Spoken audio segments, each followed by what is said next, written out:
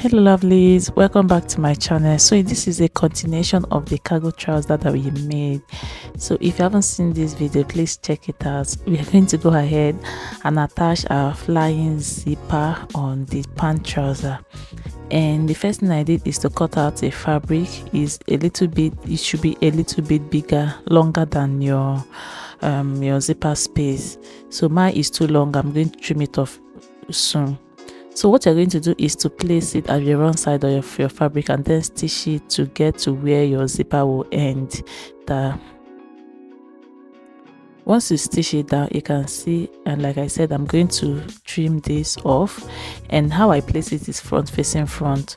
So I'll turn it to the wrong side and then top stitch it. So this is it after top stitching it. This is going to be a very simple one. And then I'll open it up, get my zipper. I don't have a skirt zipper, so I'm using the long one. I am placing the front of my zipper on the fabric, so the back of my zipper is facing me.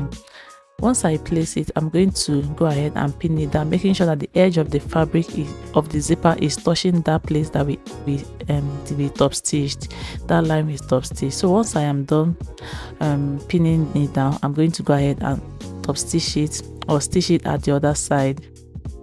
Just like you see me pointing, wherever you see me point, that's where you will stitch.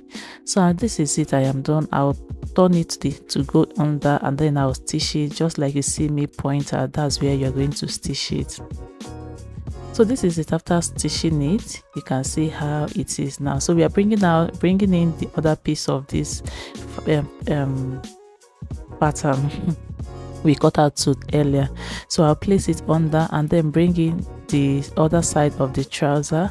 I'll fold in by ½ inch and then place it at the other side of the zipper. Look at the video where you see where I placed it. So you know that we worked on one side of the zipper. By the time you want to place this one, the other side that we've not worked on, that's where you're going to place it, making sure that the two waists are matching each other, and then you stitch it down. So this is it after stitching it down, and that's basically all for this fly zipper. If you want to attach this on your trouser, please do where to attach it before attaching your waistband, so that by the time you attach the zipper, you can then put your waistband and attach space for button or for hook, whichever. So that's all for this tutorial. If you haven't subscribed up to this moment, subscribe to this channel, to this growing family.